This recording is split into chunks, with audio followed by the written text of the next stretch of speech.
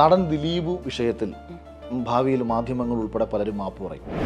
എവിടെയാണ് ദിലീപ് പ്രേക്ഷകരുടെ മുന്നിൽ കുറ്റക്കാരനായത്?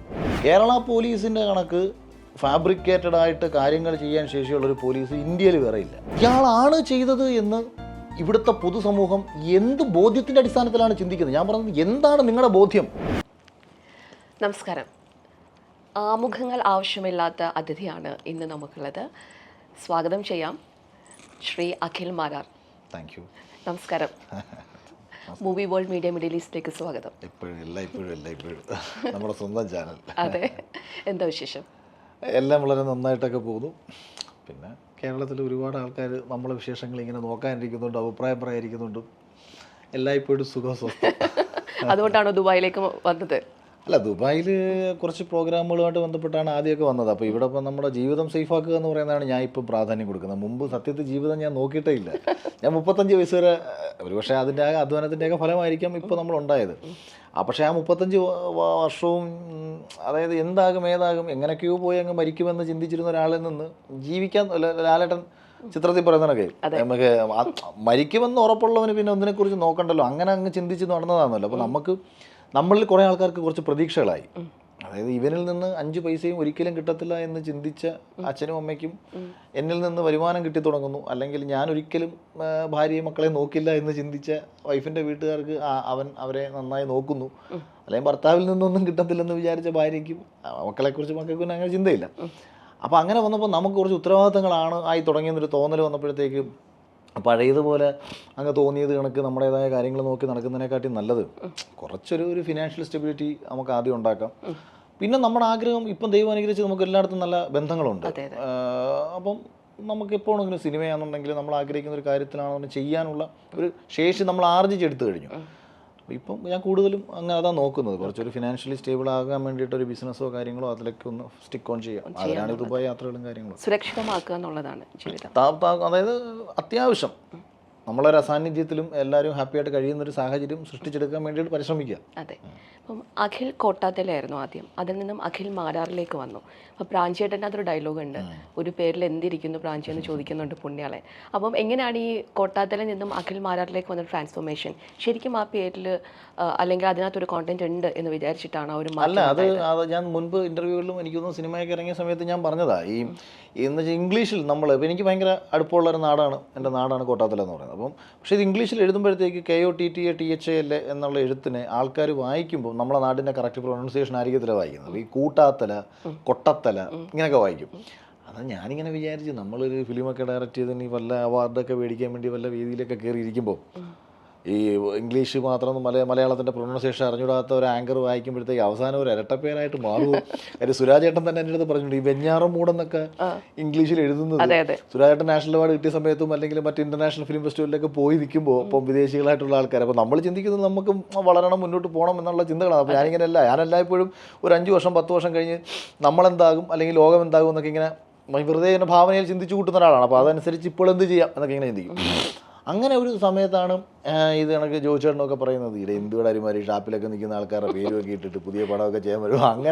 അങ്ങനെ കുറേ ആൾക്കാർ, അതായത് എൻ്റെ കൂടെ വർക്ക് ചെയ്ത അസിസ്റ്റൻറ്റ് ഡയറക്ടറായിട്ടുള്ള ഒരു പയ്യൻ, അവനെ എല്ലാവരും ഇങ്ങനെ പറഞ്ഞ്, എൻ്റെ പ്രൊഡ്യൂസർ ഒക്കെ പറഞ്ഞപ്പോഴത്തേക്ക് ഒരു പുതിയ, അതായത് ഈ നാട്ടുപേര് കൂട്ടച്ചേർത്തുകൊണ്ടുള്ള ഒരു പഴയ കാലഘട്ടത്തിൻ്റെ സാഹിത്യകാരന്മാരുടെയും സംവിധായകരുടെയും ഒരു ശൈലിയിൽ നിന്ന് മാറി ഒരു പുതിയ കാലഘട്ടത്തിലേക്കൊന്ന് ഇറങ്ങാം എന്ന് ചിന്തിച്ചപ്പോൾ അപ്പോൾ ചോദിക്കുക, എന്നാൽ പിന്നെ ജാതിവാല എടുത്ത് ആരെങ്കിലും വിൽക്കുമോ എന്ന് ചോദിക്കും. പക്ഷേ അതുകൊണ്ട് വെച്ചതല്ല.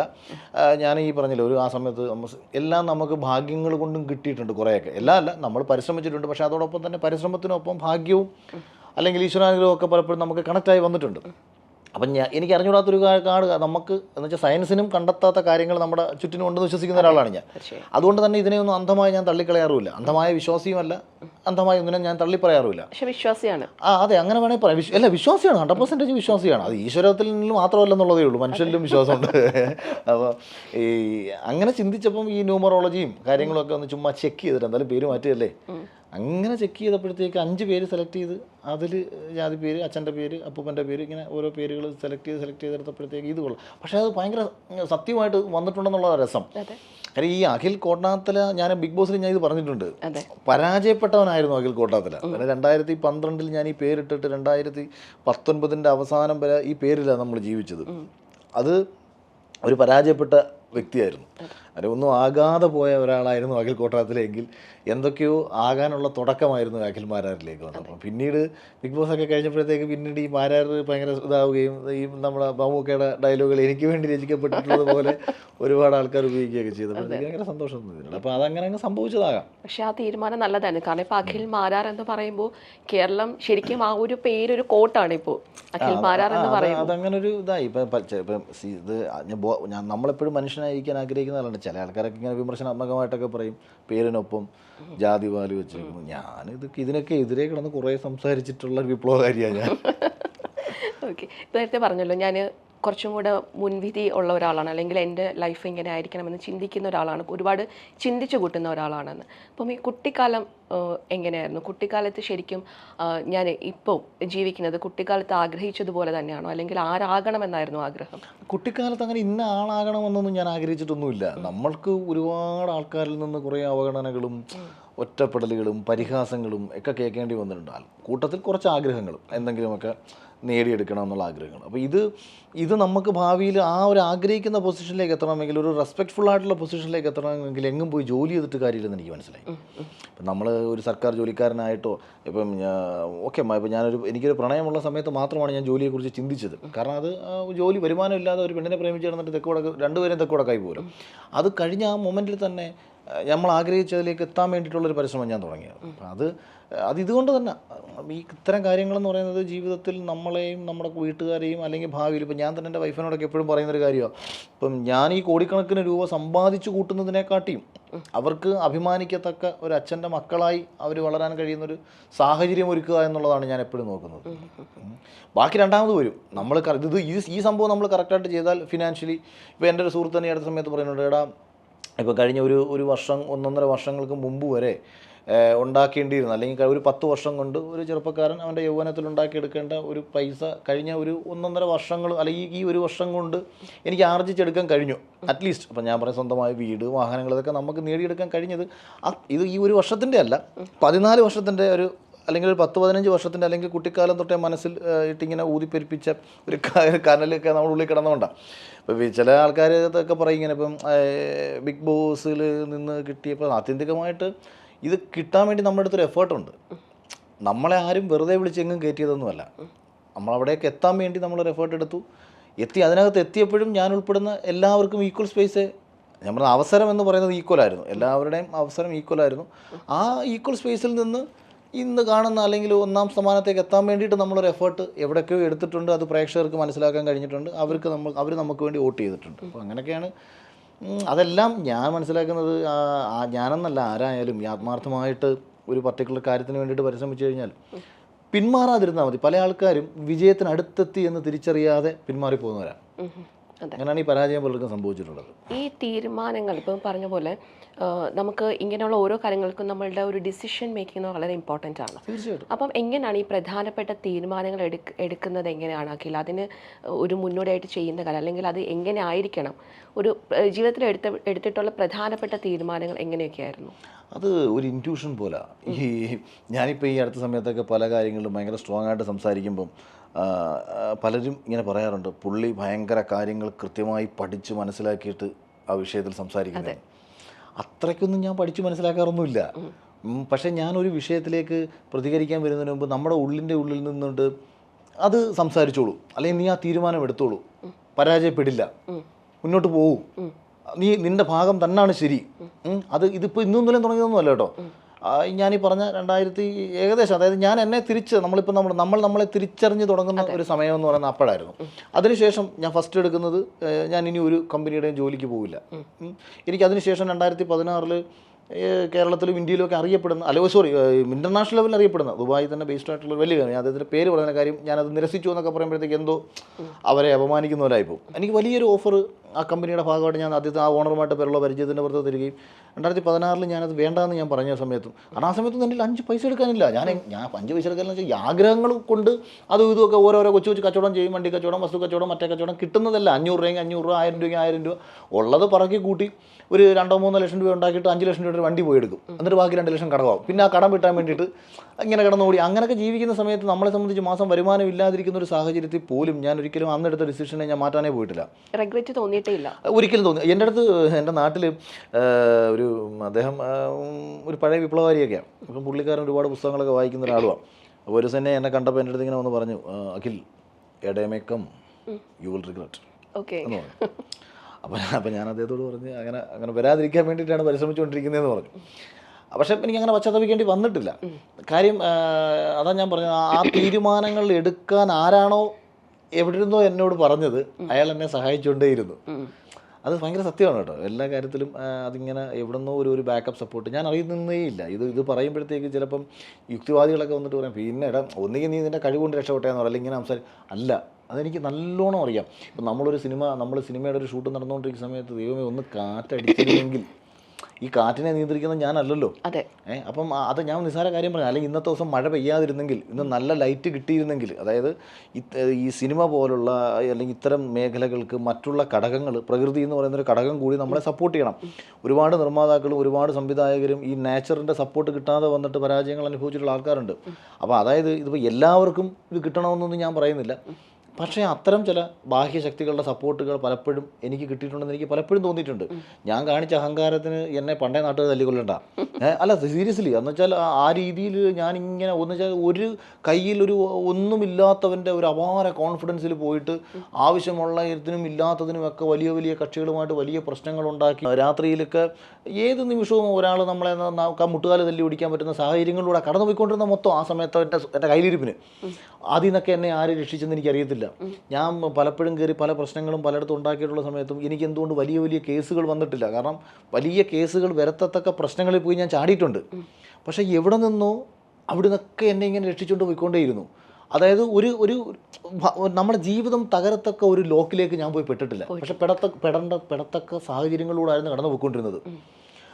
പക്ഷേ ഈ പറഞ്ഞ കണക്ക് ഈ തട്ടിപ്പും വെട്ടിപ്പും രീതിയിൽ പൈസ ഉണ്ടാക്കുന്ന പല ആൾക്കാരും പല രീതിയിലും നമ്മളെ സമീപിച്ചിട്ടുണ്ട്. ഒരു ദുർബല നിമിഷത്തിൽ ഇനിയിപ്പോൾ ആരാലോചിക്കാനാണ്, ഇതിപ്പോൾ എന്നാൽ പിന്നെ അങ്ങ് പോയേക്കാം.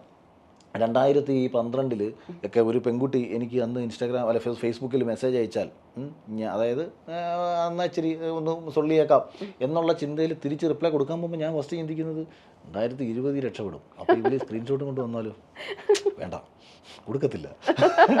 അല്ല ഞാൻ പറഞ്ഞത് അങ്ങനെ ഞാൻ പലതിനും ഇങ്ങനെ ചിന്തിക്കും. ഇമേജ് കോൺഷ്യസ് എന്ന് പറഞ്ഞാൽ അതായത് ഭാവിയിൽ നമ്മൾ എന്തെങ്കിലുമൊക്കെ ആയി മാറേണ്ട ഒരാളാണെന്നും അതുകൊണ്ട് ഒരുപാട് മുൻകരുതലുകൾ എടുത്തുകൊണ്ടിരിക്കണം.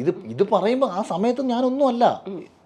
പക്ഷേ അത് ഗുണം ചെയ്ത് എപ്പോഴാണെന്നറിയാം. ഇപ്പോൾ നിങ്ങൾ ആലോചിക്കണം, ഇപ്പോൾ നമ്മൾ ബിഗ് ബോസിൽ വരുമ്പോൾ നമുക്കൊരു ഭയങ്കര ഹേറ്റേഴ്സ് പുറത്ത് സൃഷ്ടിക്കപ്പെടും. ഈ ഇന്നലകളിൽ അല്ലെങ്കിൽ 10 വർഷങ്ങൾക്ക് 15 വർഷങ്ങൾക്ക് മുമ്പ് നമ്മൾ ചെയ്തിട്ടുള്ള പല തെമ്മാടിത്തരങ്ങളും പുറത്തു വരാൻ ഭയങ്കരമായ സാഹചര്യം ഒരുക്കത്തക്ക ഒരു സ്ഥലത്തേക്കാണ് നമ്മൾ കയറി പോകുന്നത്. അപ്പോൾ എന്തുകൊണ്ട് അത് വരാതിരുന്നു എന്ന് ചോദിച്ചാൽ വരാനൊന്നുമില്ല. ഇപ്പോഴും എനിക്ക് ശത്രുക്കളായിട്ടുള്ള ആൾക്കാർ പലതും പറയുമ്പോഴും അല്ലെങ്കിൽ ഞാൻ വളരെ കോൺഫിഡൻ്റ് ആയിട്ട് പല കാര്യങ്ങൾ സംസാരിക്കുമ്പോഴും നമ്മുടെ ധൈര്യം എന്ന് പറയുന്നത് അറിഞ്ഞുകൊണ്ട് ഒരാളെയും ചതിച്ചോ പറ്റിച്ചോ മറ്റു രീതിയിലോ അല്ല അനധികൃതമായിട്ടോ ഒന്നും ചെയ്യാത്തതുകൊണ്ടാണ്. അല്ലാതെ എവിടെ നിന്ന് ധൈര്യം വരും? പലരും നിശബ്ദത പാലിക്കുന്ന എന്തുകൊണ്ടാണ്? അവർക്ക് നഷ്ടപ്പെടാനുണ്ട്, അല്ലെങ്കിൽ അവർക്ക് മറ്റു പലതും പുറത്ത് വരും എന്നുള്ളൊരു ഭയമൊക്കെ കൊണ്ടാണ്. അങ്ങനെ സ്ട്രെയിറ്റ് ആയിട്ട് ജീവിച്ചതും ഈ തീരുമാനങ്ങൾ എടുത്തപ്പോൾ ആ എടുത്ത തീരുമാനങ്ങളെ സപ്പോർട്ട് ചെയ്യുന്ന പ്രവൃത്തിയും കൂടെ ഉണ്ടാവണം. അല്ലെങ്കിൽ സക്സസ് ആവാൻ പറ്റില്ല. പല ആൾക്കാർക്കും തീരുമാനമൊക്കെ എടുക്കാൻ പറ്റും, പ്രവർത്തിക്കത്തില്ല. പ്രവർത്തിക്കുക എന്ന് പറയുന്നിടത്ത് ഒരു പ്രധാനപ്പെട്ട കാര്യമാണ്. പ്രവർത്തിക്കുക എന്ന് പറഞ്ഞാൽ ഭയങ്കര കഷ്ടപ്പെടുക എന്ന് പറയുന്നതല്ല കേട്ടോ. ഇപ്പോൾ ചില ആൾക്കാരുടെ ധാരണയുണ്ട്, രാവിലെ തൊട്ട് വൈകുന്നേരം വരെ പാറമടയിൽ പണിയെടുക്കുന്ന ഒരാൾ കഷ്ടപ്പെടുകയാണ്. അയാൾ ഒന്ന് അധ്വാനിച്ച് പെരുവെയിലത്തിൽ നിന്ന് പാറ പൊട്ടിക്കുന്നു. അയാൾക്ക് 1500 ശമ്പളമേ കിട്ടത്തുള്ളൂ. 1 മണിക്കൂർ ഒരാൾ പോയി പഠിപ്പിച്ചാൽ അയാൾക്ക് 1500 രൂപ ചിലപ്പോൾ കിട്ടും. ഒരു മാസത്തിൽ ഒരു വസ്തു കച്ചവടം ചെയ്യുന്ന ഒരു റിയൽ എസ്റ്റേറ്റ് ബ്രോക്കർക്ക് ചിലപ്പം 1.5 ലക്ഷം മുതൽ 15 ലക്ഷം വരെ കിട്ടാം, അല്ലെങ്കിൽ 1.5 കോടിയും കിട്ടാം. മറ്റേവൻ തട്ടിച്ചും പിടിച്ചും ഉണ്ടാക്കിയ പൈസയൊന്നും അല്ലത്. അവൻ്റെ തലച്ചോറിനെ എങ്ങനെ ഫലപ്രദമായി ഉപയോഗിക്കണം എന്നുള്ളതിൻ്റെ ഫലമായിട്ടാണ് അവന് 1.5 കോടി അല്ലെങ്കിൽ 15 ലക്ഷം ഉണ്ടാക്കുന്നത്. ഒരു അധ്യാപകൻ അയാളുടെ കഴിവിനനുസരിച്ച് അയാൾ ഒരു മണിക്കൂറിൽ 1500 ഉണ്ടാക്കുമ്പോൾ നമ്മൾ ഈ പറഞ്ഞ ഒരു പാറമടയിൽ പാറ പൊട്ടിക്കുന്ന ഒരാൾക്ക് അയാൾ ഫിസിക്കലി അധ്വാനം എടുക്കുന്നു, അയാൾക്ക് 1500 ഉണ്ടാക്കാൻ പറ്റില്ല. 3 പേരും അധ്വാനിക്കുക, 3 തലത്തിലാണെന്നുള്ളതേ ഉള്ളൂ. അതുകൊണ്ട് ഇപ്പം നീ എന്ത് കഷ്ടപ്പെട്ടു, എന്നെക്കാളും കഷ്ടപ്പെടുന്ന എത്രയോ പേരുണ്ട്. 18 വർഷവും 20 വർഷമൊക്കെ മലയാള സിനിമയിൽ കിടന്ന് കഷ്ടപ്പെട്ടിട്ട് ഒരു സിനിമ പോലും സംവിധാനം ചെയ്യാൻ പറ്റാതെ ഇന്നും ജീവിതത്തിലൊന്നും ആകാൻ പറ്റാത്ത നിരവധി ആൾക്കാരുണ്ട്. പക്ഷേ അവർക്ക് പറ്റിയൊരു ചെറിയ പ്രശ്നം എന്താണെന്ന് ചോദിച്ചാൽ ഈ ഈ കഷ്ടപ്പെടുക എന്നുള്ളതല്ല, ഒരു കാര്യത്തിന് വേണ്ടിയിട്ട് നമ്മൾ എന്ത് ചെയ്യണം അത് ചെയ്യുക എന്നുള്ളതാണ്. പിന്നെ നമ്മൾ തിരിച്ചറിയുക കൂടി വേണം, അതായത് നമ്മളെ കൊണ്ട് പറ്റുമോ. ഇപ്പം ഞാനൊരു തീരുമാനം നേരത്തെ എടുത്തിട്ടുണ്ടാകും. ഞാൻ ഇതൊക്കെ പറയുമ്പോഴും 35 വയസ്സ് ഞാൻ എടുത്തൊരു ഡിസിഷനാണ്. 35 വയസ്സ് ഒരു ഡെഡ് ലൈൻ ആക്കി ഇട്ടു. ആ 35 വയസ്സ് വരെ പരിശ്രമിക്കാം, രക്ഷപ്പെട്ടില്ലെങ്കിൽ ആത്മഹത്യ ചെയ്തേക്കാം. തിരിച്ചു പോകാൻ പറ്റത്തില്ല. കാരണം ഭയങ്കര ഒരു പരാജയപ്പെട്ടവനെ പോലെ എല്ലാവരുടെയും മുന്നിലേക്ക് നമുക്ക് ചെല്ലാൻ പറ്റില്ല. കാരണം നമ്മൾ അത്രയും ആൾക്കാരെ വെറുപ്പിച്ചു. അവരെല്ലാവരും പിന്നെ നിനക്ക് വേറെ പണി എന്ന് പറഞ്ഞാൽ പരിഹസിക്കുന്ന ആൾക്കാർക്കിടയിലേക്ക് പരാജയപ്പെട്ടവനെ പോലെ തിരിച്ച് ചെന്നിട്ട് 35 വയസ്സ് കഴിഞ്ഞതിന് ശേഷം എവിടെയെങ്കിലും പോയി ജോലി എടുക്കാൻ പറ്റും, പിന്നെ സമാധാനം കിട്ടും. നമുക്ക് ഒരു മണിക്കൂർ പോലും നമുക്ക് സ്വസ്ഥത കിട്ടത്തില്ല, പിന്നെ ഒരു ജീവിതം നമുക്കില്ല ആക്ച്വലി. അതുകൊണ്ടൊരു ഡെഡ് ലൈൻ ഇട്ടു, ഇത്രയും നാൾ ഞാൻ പരിശ്രമിക്കാം, അതിനുള്ളിൽ രക്ഷപ്പെടും എന്നുള്ളൊരു ബോധ്യത്തിൻ്റെ അടിസ്ഥാനത്തിൽ അങ്ങ് സഞ്ചരിക്കുകയായിരുന്നു. പക്ഷേ ഈ ഇപ്പോൾ പറഞ്ഞല്ലോ 35 വയസ്സിൽ രക്ഷപ്പെടില്ലെങ്കിൽ ആത്മഹത്യ ചെയ്യണം എന്നുള്ളത്, അല്ലെങ്കിൽ പരാജയപ്പെട്ടിട്ട് എനിക്ക് വീണ്ടും ജീവിക്കാൻ താല്പര്യമില്ല എന്നുള്ള രീതിയിൽ, അല്ലെങ്കിൽ ആഗ്രഹിച്ചിരുന്നില്ല എന്നുള്ള രീതിയിൽ, ശരിക്കും അപ്പം പരാജയത്തെ ഭയക്കുന്ന ഒരു വ്യക്തിത്വമാണോ അഖിൽ മാരാർ? അല്ലല്ല, ഇപ്പം നമ്മളങ്ങനല്ല. ഇപ്പം നമ്മൾ പറഞ്ഞില്ല, ഇപ്പം ചില ആൾക്കാരുണ്ട് ഇങ്ങനെ ഒരു പർട്ടിക്കുലർ കാര്യത്തിന് വേണ്ടിയിട്ട് പരിശ്രമിച്ചുകൊണ്ടേയിരിക്കും. അപ്പം നമുക്ക് 2 കാരണങ്ങൾ കൊണ്ടാണ് കിട്ടാത്തത്. എന്തുകൊണ്ടാണ് നമ്മൾക്ക് പരിശ്രമിച്ചിട്ടും കിട്ടാത്തതെന്ന് തിരിച്ചറിയാൻ നമുക്ക് കഴിവില്ലാത്തതുകൊണ്ടാണ്. അത് നമ്മൾ മനസ്സിലാക്കണ്ടേ. ഇപ്പോൾ എൻ്റെ കയ്യിലൊരു കഥയുണ്ട്, ഇതെന്തോ ഗംഭീര കഥയാണ്, ഇത് സിനിമയാക്കാമെന്ന് കരുതി നമ്മളെല്ലാവരെയും പോയി കാണുന്നു. അത് ഒരിക്കലും നടക്കത്തില്ല എന്നുണ്ടെന്നുണ്ടെങ്കിൽ കുറേ കാലം കഴിയുമ്പോൾ മനസ്സിലാക്കണം എന്തോ ഒരു കുഴപ്പം നമുക്കുണ്ട്. അപ്പം നമ്മളെക്കാട്ടി ഷോർട്ട് ടൈമിൽ പല ആൾക്കാരും കയറി പോകുമ്പോൾ ആ കയറി പോകുന്നതിനും എന്തോ കഴിവുണ്ട്. അപ്പോൾ അതിൽ ഇത് ഈ വ്യത്യാസം നമ്മൾ പതുക്കെ തിരിച്ചറിയണം. അപ്പം അല്ലെങ്കിൽ ഈ കാലഘട്ടത്തിനനുസരിച്ചിട്ടുള്ള ഒരു പരിപാടിയുമായിട്ടല്ല ഞാനിപ്പോൾ മുന്നോട്ട് പോയിക്കൊണ്ടിരിക്കുന്നത്. ഈ തിരിച്ചറിവും കൂടി നമുക്കുണ്ടാവണം. അല്ലാണ്ട് വെറുതെ നമുക്ക്, അപ്പം ഞാൻ പറഞ്ഞത് ഇപ്പം പരാജയപ്പെട്ടാൽ ആത്മഹത്യ എന്ന് ഞാൻ ഈ പറയുന്നതിൻ്റെ അർത്ഥം എന്ന് പറയുന്നത് എനിക്കൊരിക്കലും പിന്നീട് ഞാനായി ജീവിക്കാൻ പറ്റില്ല. അതായത് ഞാനെന്ന് പറയുന്ന ഒരാളുടെ പൂർണ്ണത ആയി എന്ന് ഞാൻ വിശ്വസിക്കുകയാണ് അവിടെ. കാരണം അതായത് ഞാൻ എപ്പോഴും പറയുന്നൊരു കാര്യമാണ്, ഒരു മനുഷ്യൻ ജീവിച്ചിരിക്കുന്നത് കൊണ്ട് ഒന്നുകിൽ സമൂഹത്തിന് ഗുണമുണ്ടാവണം, അല്ലെങ്കിൽ കുടുംബത്തിന് ഗുണമുണ്ടാവണം, അല്ലെങ്കിൽ സുഹൃത്തുക്കൾക്ക് ഗുണമുണ്ടാവണം, ഒരാൾക്കെങ്കിലും ഗുണമുണ്ടാവണം, അതും അല്ലെങ്കിൽ അവനവനെങ്കിലും ഗുണമുണ്ടാവണം. ഇതൊന്നുമില്ലെങ്കിൽ ഭൂമിക്ക് ഭാരമല്ലേ. ഒരാൾ ജീവിച്ചിരിക്കുന്നതുകൊണ്ട് ഒരു പ്രയോജനമില്ലെങ്കിൽ അയാളുടെ ശരീരം ഭൂമിക്ക് ഭാരം തന്നെയാണെന്നാണ് ഞാൻ വിശ്വസിക്കുന്നത്. അതായത് അവനവനെങ്കിലും സന്തോഷം, ഈ ജീവിതം കൊണ്ട് അവനവനെങ്കിലും സന്തോഷം കണ്ടെത്താൻ കഴിയുമെങ്കിൽ. പക്ഷേ എന്നെ സംബന്ധിച്ച് നമ്മൾ അങ്ങനെ സഞ്ചരിച്ച ഒരാളായതുകൊണ്ടും അതായത് പലരുടെ മുന്നിലും വെല്ലുവിളിച്ചും ആകും എടുക്കും എന്നൊക്കെ പറഞ്ഞ് അന്നേരം അവരെല്ലാവരും നമ്മുടെ അടുത്ത് പറയും, ഇത് നിനക്ക് വേറെ പണിയില്ല, നീ നന്നായിട്ട് പഠിക്കുമായിരുന്നല്ലോ, നിനക്ക് ജോലിക്ക് വെക്കൂടെ, നിനക്ക് പണ്ട് PSC എഴുതി കിട്ടിയല്ലേ, നിനക്ക് ജോലിക്ക് വെക്കൂടെ, അല്ലെങ്കിൽ നിനക്ക് മെഡിക്കൽ ഡിപ്പാർട്ട് വർക്ക് ചെയ്തു നല്ല ശമ്പളം ഉണ്ടായിരുന്നു, നീ വിചാരിച്ചാൽ നല്ല ശമ്പളം കിട്ടും, അത് കിട്ടും ഇത് കിട്ടും, അങ്ങനെ പലരും പറഞ്ഞ് നമ്മളെ ഉപദേശിച്ചുകൊണ്ട് ഈ ഉപദേശങ്ങൾ തള്ളി പറഞ്ഞുകൊണ്ടിരിക്കുമ്പോൾ അവർ വിചാരിക്കുന്നത് അവർ വിജയിക്കണമെങ്കിൽ എന്ത് വേണം, ഞാൻ നശിക്കണം. ഞാൻ വിജയിച്ചാൽ അവരുടെ ഉപദേശങ്ങൾ പരാജയപ്പെടുകയും ഞാൻ സക്സസ് ആവുകയും ചെയ്യുമ്പോൾ അവരുടെ ഉള്ളിൻ്റെ ഉള്ളിൽ ഈവൻ നശിച്ച് നാരായണക്കല്ലടിച്ച് നമ്മളെ മുന്നിൽ വന്ന് നിന്നിട്ട് പറയണം, നിങ്ങളൊക്കെ പറഞ്ഞതായിരുന്നു ശരി, ഞാൻ കാണിച്ചത് മണ്ടത്തരമായിപ്പോയി. അത് പറയാൻ ഞാൻ ഒരിക്കലില്ല. എൻ്റെ തീരുമാനം വിജയിക്കണം എന്ന് തന്നെ ഉറച്ച് വിശ്വസിച്ച് മുന്നോട്ട് പോകുമ്പോൾ ആ തീരുമാനം പരാജയപ്പെടാതിരിക്കാൻ വേണ്ടി പ്രവർത്തിച്ചുകൊണ്ടേയിരുന്നു. വൺസ് പരാജയപ്പെട്ടാൽ പിന്നീട് ഇവരാരുടെ മുന്നിൽ പോയി അവരെ ഫേസ് ചെയ്യാനുള്ളൊരു ധൈര്യമൊന്നും ആ ധൈര്യം എനിക്കില്ലായിരുന്നു. ഓക്കെ, ഒരു ഘട്ടത്തിൽ ഇപ്പോൾ പറഞ്ഞ മാതിരി ഒരുപാട് ഉപദേശങ്ങൾ നമുക്ക് എല്ലാവർക്കും നമ്മുടെ ജീവിതത്തിൽ ഒരുപാട് ഉപദേശങ്ങൾ കിട്ടാറുണ്ട്. ഒരു പക്ഷേ ഉപദേശിക്കാനാണ് എല്ലാവർക്കും എളുപ്പമെന്ന് നമ്മൾ പറയാറുണ്ട്. അങ്ങനെ ജീവിതത്തിൽ കിട്ടിയ ഒരു ഉപയോഗവും ഇല്ല എന്ന് തോന്നിയിട്ടുള്ളൊരു ഉപദേശം എന്താണ്? അല്ല, ഉപദേശം ഒരു കാലത്ത് എനിക്ക് ഗുണപ്പെട്ടിട്ടില്ല, ഞാൻ സ്വീകരിക്കാറുമില്ല. ഒരു ലോകത്തെ ഏറ്റവും എളുപ്പമുള്ള പണി ഉപദേശിക്കലാണ്, ഏറ്റവും പ്രയാസമുള്ള പണി അത് പ്രാവർത്തികമാക്കലാണ്. അപ്പോൾ ഇത് ഈ ഉപദേശിക്കാൻ വരുന്ന എനിക്ക് പൊതുവെ തീരെ താല്പര്യമുള്ള കാര്യം. ഇപ്പോഴും ചില ആൾക്കാർ ഉപദേശമൊക്കെ ആയിട്ട് എൻ്റെ അടുത്ത് വരും, എനിക്കത് ഇഷ്ടമല്ല. ഉപദേശിക്കുന്നതുകൊണ്ട് കുഴപ്പമില്ല. അതായത് ഞാൻ വിഷം തരുന്ന സമയത്ത്, എനിക്ക് ബുദ്ധിമുട്ട് അനുഭവിക്കുന്ന സമയത്ത് ഒരിക്കൽ ഒരു 10 രൂപ എടുത്ത് തന്നിട്ട് അല്ലെങ്കിൽ ആഹാരം മേടിച്ച് തന്നിട്ട് എന്നെ ഉപദേശിച്ചാൽ ഞാനത് കേൾക്കാൻ തയ്യാറാണ്. സംരക്ഷിക്കുന്നവന് മാത്രമേ ഉപദേശിക്കാനുള്ള.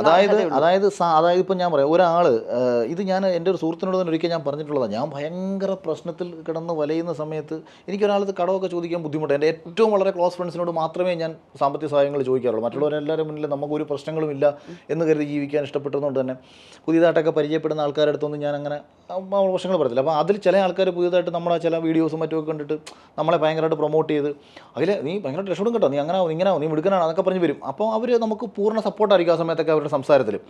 അപ്പോഴും നമ്മുടെ സാഹചര്യങ്ങൾ ഞാനിങ്ങനെ പറയും. ഈ സാഹചര്യങ്ങൾ ഇങ്ങനെ പറയുന്ന സമയത്ത് ആ സാഹചര്യങ്ങൾ കേട്ടിട്ട് പിന്നെയും ഇരുന്നുകൊണ്ട് ഭാവിയുടെ സ്വപ്നങ്ങളെക്കുറിച്ചല്ല എൻ്റെ അടുത്ത് സംസാരിക്കേണ്ടത്. അതാ ഞാൻ നിൻ്റെ അക്കൗണ്ടിലോട്ട് 5000 രൂപ അയച്ചിട്ടുണ്ട്, തൽക്കാലത്തേക്ക് നിനക്കിപ്പോൾ ഒരു ഹെൽപ്പാവുന്നേ ആവട്ടെ, ഞാനിപ്പോൾ അത് ചെയ്യാറുണ്ടെന്നുള്ളതാണ്. ഇപ്പോൾ അതായത് എൻ്റെ അടുത്ത് കഥയൊക്കെ വന്ന് പറഞ്ഞിട്ടുള്ള കുറച്ച് ഫിലിം ഡയറക്ടേഴ്സും സിനിമയിൽ വർക്ക് ചെയ്ത കുറച്ച് പേരൊക്കെ ഉണ്ട്. അപ്പോൾ ഇവർ വന്നിരുന്ന് എൻ്റെ അടുത്ത് കഥയൊക്കെ പറഞ്ഞ് കഴിഞ്ഞിട്ട് ഇവരുടെ പ്രശ്നങ്ങളും കാര്യങ്ങളൊക്കെ കാഷ്വലി പറഞ്ഞു പോകും. ഞാനപ്പോൾ തന്നെ ചിലപ്പം എൻ്റെ കയ്യിലുള്ള ഒരു പൈസയുടെ വെച്ചിട്ട് ഞാൻ അവർക്ക് അയച്ചു കൊടുത്തിട്ട്, അപ്പം ഞാൻ കാണുന്നത് അവരിൽ എന്നെയാണ് കാണുന്നത്. കാരണം ഞാൻ ആഗ്രഹിച്ചിട്ടുണ്ട് ആരെങ്കിലുമൊക്കെ അന്നത്തെ സമയത്ത് എനിക്കൊരു 2000 രൂപ തന്നിരുന്നെങ്കിൽ, ഒരു 5000 രൂപ തന്നിരുന്നെങ്കിൽ എന്ന് നമ്മൾ ആഗ്രഹിച്ച സമയത്ത് നമുക്കാരും തരാനില്ല. ഇവരാരും തന്നെ ഒരു പക്ഷേ നമ്മുടെ അടുത്ത് വന്ന് പറയുന്നത് അതിന് വേണ്ടിയിട്ടൊന്നും ആയിരിക്കത്തില്ല. കരഞ്ഞിട്ട് എന്നോട് നന്ദി പറഞ്ഞിട്ടുള്ള സുഹൃത്തുക്കളുണ്ട്. അതായത് എനിക്കറിയാം ഇൻഡസ്ട്രിയിൽ പല ആൾക്കാരുടെയും സാമ്പത്തികമായിട്ടുള്ള ഒരു സ്റ്റെബിലിറ്റി ഭയങ്കര മോശമാണ്. കാരണം ഈ കലാകാരന്മാർ പൊതുവേ പൈസ നോക്കാറില്ല. അതാണ് ഞാൻ തുടക്കത്തിലേ പറഞ്ഞത്. ഞാൻ ഇനിയും അങ്ങനെ പോകാൻ ഞാൻ ആഗ്രഹിക്കുന്നില്ല. ആദ്യം ഒരു ഫിനാൻഷ്യൽ സ്റ്റെബിലിറ്റി ഉണ്ട്, അതിന് ശേഷം സമാധാനമായിട്ട് നമുക്ക് അടുത്ത കാര്യങ്ങൾ ചെയ്യാം. പക്ഷേ അതേസമയം ഇപ്പോഴും അതൊന്നും ഇല്ലാതെ സിനിമ എന്ന് പറഞ്ഞ ജീവിതം ഏറെക്കുറെയൊക്കെ നശിപ്പിച്ചുകൊണ്ടിരിക്കുന്ന നിരവധി ആൾക്കാരുണ്ട്. അവരുടെ വിഷമങ്ങൾ കാണുമ്പോഴും നമ്മളിത് ചെയ്യും. അപ്പോൾ അവന് നമ്മളിത് കൊടുത്തിട്ട് അവനോട് പറയണം, എടാ അതെ നീ ഈ കഥയൊന്ന് മാറ്റി പിടിക്കുന്നത് നല്ലതായിരിക്കും, അല്ലെങ്കിൽ ഈ പരിപാടി വർക്കൗട്ട് ആവില്ല എന്ന് പറഞ്ഞാൽ അവന് ചിലപ്പോൾ പിന്നെയും അവൻ വിചാരിക്കും ഒന്നും അല്ലെങ്കിലും സാഹചര്യത്തിന് ഹെൽപ്പ് ചെയ്തിട്ടാണല്ലോ അത് പറയുന്നത്. അത് ഉപദേശം കൊടുക്കുമ്പം അവരവൻ്റെ സാഹചര്യം കൂടി അറിഞ്ഞു കൊടുക്കണം. അതാണ് ഞാൻ പറയുന്നത്. അല്ലാണ്ട് നമ്മളിപ്പം ഉപദേശമൊക്കെ നല്ലതാണ്, ഇല്ലെന്ന് പറയുന്നില്ല. പക്ഷേ അർഹത പറയാൻ, ഉപദേശിക്കാനുള്ള അർഹത കൂടി നേടിയവനായിരിക്കണം ഉപദേശിക്കേണ്ടത്. അല്ലാതെ ഉപദേശിച്ചിട്ട് കാര്യമില്ല. ഈ അഖിൽ മാരാറിൻ്റെ വ്യക്തിത്വം ചിലപ്പോഴൊക്കെ തെറ്റിദ്ധരിക്കപ്പെടാറുണ്ട്. താങ്കൾ പറയുന്ന പല കാര്യങ്ങൾ അല്ലെങ്കിൽ താങ്കളുടെ നിലപാടുകൾ. ഇപ്പം നേരത്തെ പറഞ്ഞ പോലെ തന്നെ ചില ആൾക്കാർ ചിലപ്പോൾ പറയുന്നത് അവൻ അഹങ്കാരിയാണ് അല്ലെങ്കിൽ അങ്ങനെ പറയുന്നവനാണ്. അങ്ങനെ ഏറ്റവും കൂടുതൽ താങ്കളുടെ സ്വഭാവത്തിൽ തെറ്റിദ്ധരിക്കപ്പെട്ട ഒരു വ്യക്തിത്വം അല്ലെങ്കിൽ ഒരു ഫാക്ട് എന്ന് പറയുന്നത് എന്തായിട്ട് സ്വയം വിലയിരുത്തിയിട്ടുണ്ടോ?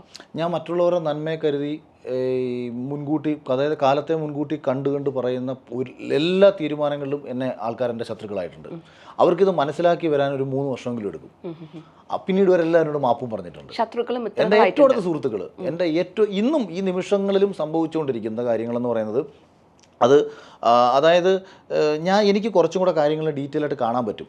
ഒരാളൊരു തീരുമാനം എടുക്കുമ്പോൾ ആ തീരുമാനം കൊണ്ട് സംഭവിക്കാൻ പോകുന്ന ഇത് എന്താകുമെന്ന് എനിക്ക് മനസ്സിലാക്കാൻ പറ്റും. അതുകൊണ്ട് ഞാൻ അത്യാവശ്യം നമുക്ക് പല ആൾക്കാർ നശിച്ചു പോകുമെന്ന് പറഞ്ഞപ്പോഴും ഞാൻ ഇതൊക്കെ ആകും എന്നുള്ളൊരു ധാരണ എനിക്കുണ്ടായിരുന്നതുകൊണ്ട് ഇത് തന്നെ ഞാൻ എൻ്റെ പല സുഹൃത്തുക്കളുടെ പലപ്പോഴും ഞാൻ പറയാറുണ്ട്. അതായത് നമുക്ക് ദൈവം തന്ന ഈ ഒരു കഴിവ് വെച്ചിട്ട് അല്ലെങ്കിൽ അത് നീ ചെയ്യുന്നത് ശരിയല്ല, അത് പ്രശ്നമാകുമെന്ന് പറയുമ്പോൾ ഇവർ അതിനെ വേറൊരു തലത്തിലായിരിക്കും കാണുന്നത്. അവർ വിചാരിക്കും, ഇപ്പം ഉദാഹരണം പറഞ്ഞാൽ അവരെന്തെങ്കിലും ഒരു കാര്യം വാങ്ങാൻ പോകുന്നു, എടുക്കാൻ പോകുന്നു, അപ്പോൾ അവർ വിചാരിക്കും അപ്പോൾ ഇവനെന്തെങ്കിലും ഇനി അസൂയ ഉണ്ടാകും, അല്ലെന്നുണ്ടെങ്കിൽ ഇനി എൻ്റെ വേണ്ടപ്പെട്ട ഒരാൾക്ക് ഒരു കാര്യം ചെയ്തു കൊടുക്കുന്നതിനകത്ത് ഇവനെന്താണ് പ്രശ്നം എന്നൊക്കെ ചിന്തിച്ചിട്ടുള്ള കൊച്ചു ചിന്തകളുടെ പുറത്ത് നടക്കുന്ന ആൾക്കാരുണ്ട്.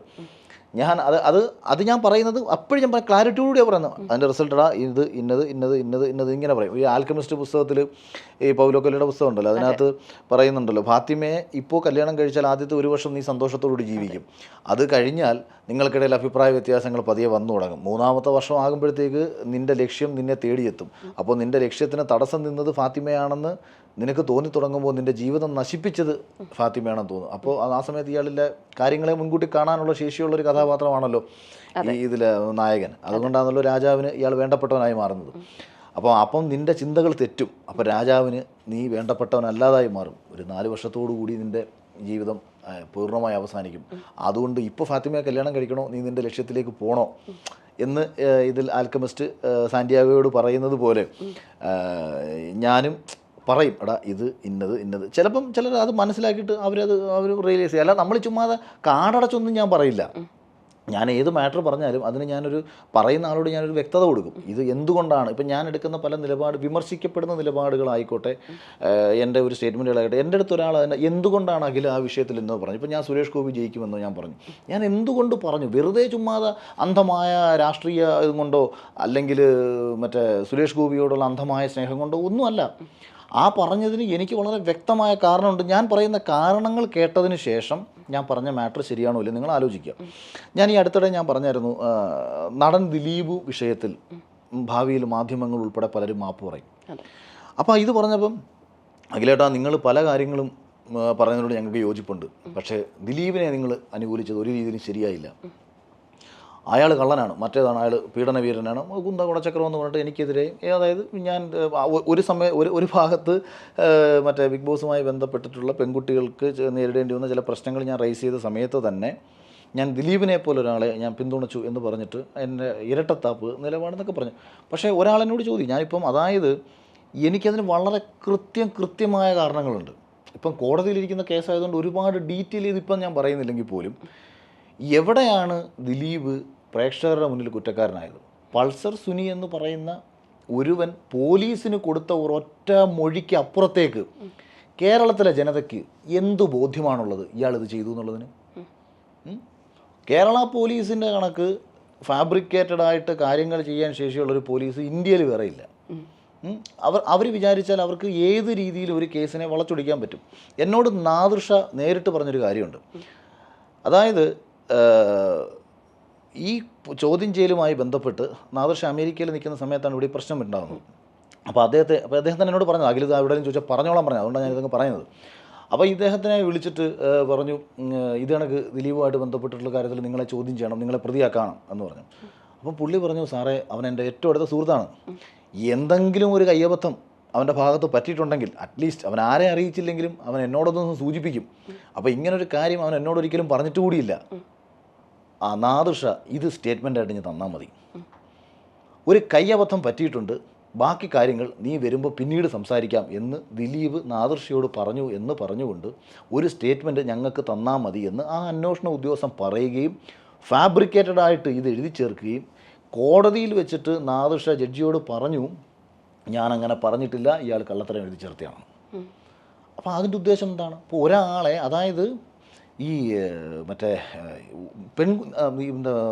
പീഡിപ്പിക്കപ്പെട്ട അല്ലെങ്കിൽ ക്രൂരമായ ഒരു പീഡനത്തിന് വിധേയായ ഒരു കുട്ടിക്ക് നമുക്ക്, ഒരു സ്ത്രീക്ക് പൂർണ്ണ പിന്തുണ നമുക്ക് കൊടുക്കാം. പക്ഷേ അത് ഇയാളാണ് ചെയ്തത് എന്ന് ഇവിടുത്തെ പൊതുസമൂഹം എന്ത് ബോധ്യത്തിൻ്റെ അടിസ്ഥാനത്തിലാണ് ചിന്തിക്കുന്നത്? ഞാൻ പറഞ്ഞത്, എന്താണ് നിങ്ങളുടെ ബോധ്യം?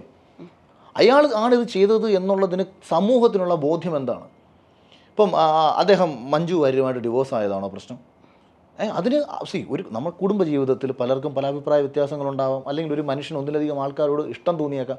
നിങ്ങൾ അക്കാര്യത്തെ വിമർശിച്ചോ. പക്ഷേ ഇതുപോലെ, അതുമാത്രമല്ല, ദിലീപ് എന്ന മനുഷ്യൻ പൾസർ സുനിയെ കണ്ടിട്ട് കൂടിയില്ല, ഫോട്ടോ പോലും ഫാബ്രിക്കേറ്റഡ് ആണ്, അതുപോലും ഫാബ്രിക്കേറ്റഡ് ആണ് പോലീസ് വെച്ചേക്കുന്നത്. പക്ഷെ അതിപ്പം ഒരു അന്വേഷണം നടക്കുന്ന കോടതി മുൻപാകെ നിൽക്കുന്ന ഒരു കേസാണ് നടന്നത്. പിന്നെ അതിനെക്കാട്ടി ഉപരി വേറൊരു കാര്യം, നഗരമധ്യത്തിൽ ഓടിക്കൊണ്ടിരിക്കുന്ന ഒരു വാഹനത്തിൽ ഒരു പെൺകുട്ടിയെ പീഡിപ്പിച്ചിട്ട് അതിൻ്റെ വീഡിയോ എടുത്ത് ആ പെൺകുട്ടിയുടെ ജീവിതം തകർക്കണം, ഇതാണല്ലോ ഉദ്ദേശം. അതായത് നമ്മളെ മുന്നിലേക്ക് എത്തിയ ഒരു വിഷയം എന്ന് പറയുന്നത്, ഈ പർട്ടിക്കുലർ നടിയോട് വിരോധം തോന്നിയ ഒരു സിനിമാ നടൻ, അയാൾ ഈ കുട്ടിയുടെ ജീവിതം തകർക്കാൻ ശ്രമിക്കുന്നു. അതിനു വേണ്ടിയിട്ട് അയാൾ ഒരു പ്ലാൻ തയ്യാറാക്കുന്നു, ആ പെൺകുട്ടിയെ സമൂഹ മധ്യത്തിൽ അപമാനിക്കുക. അതിനു വേണ്ടിയിട്ടുള്ള പ്ലാൻ എന്താണ്? അതാണ് ലോകത്ത് കോമൺ സെൻസുള്ള ഒരാളും ചെയ്യാത്തൊരു പ്ലാൻ.